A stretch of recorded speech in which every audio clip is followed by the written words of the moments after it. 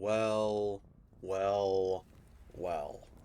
Would you look again? You see, I'm gonna be honest. I was I was sitting here thinking to myself, if Art the Clown is actually the next big 10th anniversary reveal in terms of a second killer coming to the game, you know, it would make sense as to why Jason wasn't exactly a quite lore accurate Jason, if that makes sense in terms of power. It would make sense. I was kind of willing to come to terms with that. It would make sense they wouldn't give him the whole like weapon swap thing because that is what Art the Clown is mostly known for.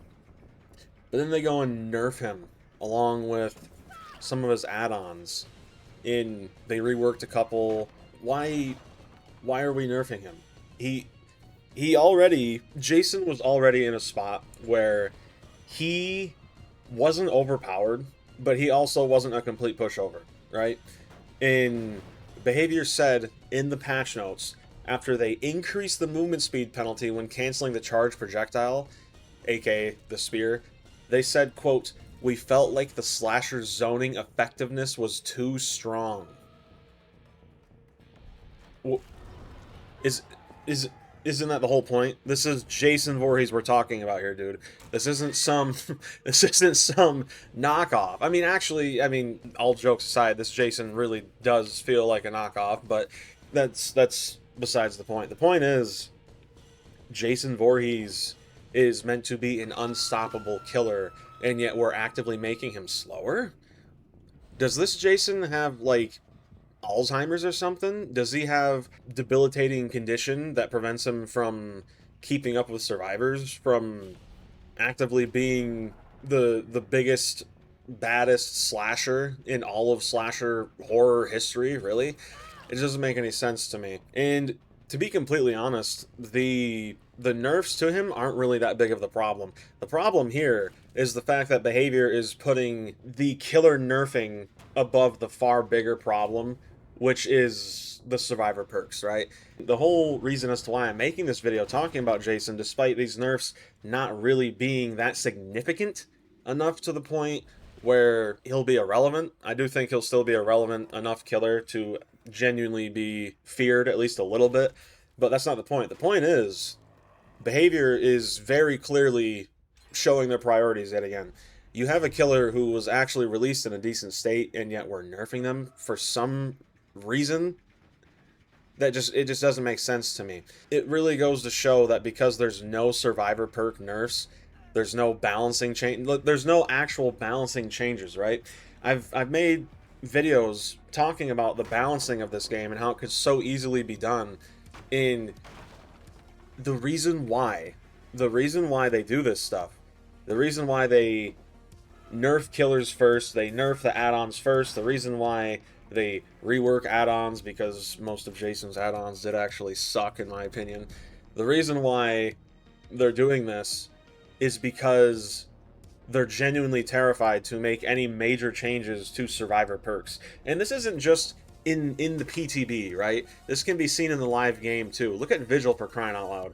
Vigil, a long time ago, before the perk Vigil was ever quote-unquote nerfed, it doesn't stack with nearby people who have Vigil as well. It used to, but now that it doesn't, instead of 33%, it's 66% recovery time from all of these different status effects and killer powers, right? So, yeah, I'm not going to get too ranty here.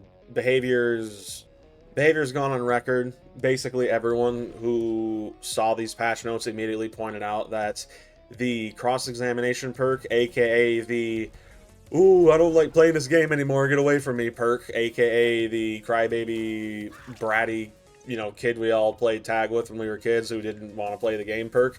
Yeah, that one. Behavior said that they are going to be looking into it. That's not reassuring at all. Behavior has a very bad tendency to say, yeah, we're going to look into this perk, and then end up just mega buffing it to the point where it just destroys the game. So what's funny is they didn't really nerf it. In my opinion, I think for most killers this will actually be somewhat decent, but Jason's Silent Shadow perk, instead of making it so you're undetectable for 13 seconds at the beginning of a trial, now it's after you hook a survivor, right? And it's strange to me because they said that this perk gave killers, quote, too much of a stealth identity at the beginning of a match, when killers like Michael Myers, Ghostface, Xenomorph, even Springtrap, all of these killers exist, so it's just an odd choice. I guess in the end, I'm just glad they didn't nerf his Sauna Rock add-on, Jason's Sauna Rock, because it was very... It's extremely useful, probably one of his best add-ons in my opinion. The Deputies Badge got reworked, and they said, quote, while we felt the other add-ons could be tuned with number changes, Deputies Badge needed a bit more work. The previous effects information was too strong when combined with Omnipresent Evil's low cooldown and high mobility. You know, I actually pointed this out on stream when I was playing the Jason PTB, and I noted very quickly that the Wraith, someone who I used to main quite a bit, has an Eerie add-on, which allows him to see the auras of generators and their progression when he's cloaked, right? So this Deputies Badge add-on used to do that for Jason, but at the heavy cost of him moving 25% slower in his power, right? And with this add-on, the old version, you were so slow with it, there was no point in using it. Because by the time you would get to these gens, they would either be almost done or done entirely, right? And it was too much of a hindrance, so am I glad they reworked it? Yeah, because it was really bad, but at the same time, to sit here and pretend like it was too strong? Are you kidding me? It's so idiotic, man. It's so stupid. Now it does basically like a mini surge effect when you go within 4 meters of a gen while you're in your power, causing it to explode, losing 5% progress, then regressing. However, of course, if survivors are on the generator, it won't explode, and they instead get a skill check, which 99.9% of the time they won't miss.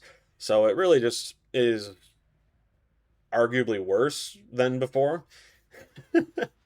Behavior's balancing strategy when it comes to add-ons in, you know, survivor perks is, we'll say we're nerfing a survivor perk, mega buff it instead, then we'll take a killer add-on, say we're reworking it or buffing it slightly, and just straight up gut it pretty much. And the Deputies Badge add-on was bad to begin with. Now it's just even worse in my opinion, because at what point are you getting within 4 meters of a generator? I can understand maybe 6 to 8 meters, right? Maybe 10, but that's really pushing it. But yeah, man, want to make a quick video talking about my boy Jason. Everyone here knows I love Jason, and I was in the middle of making a completely different video for a completely different subject, but I had to pretty much drop everything I was doing to talk about this. Honestly, I was becoming content with his gimmick, his power, his look even, although it's definitely one of my least favorites. And I was actually kind of 50-50 on whether or not I was going to get him, but it's just, man, he's not even in the game yet and we're already nerfing him. It's crazy to see, dude. I don't know him. I don't know anymore, man. God forbid a killer actually excels at killing. Regardless, sorry for a bit of a shorter video. I do have some plans to make a longer, more in-depth video this upcoming week. I hope you all have an amazing day and or evening. If you liked the video, feel free to drop a like and or subscribe. God bless y'all. Let me know what you think down below. Peace.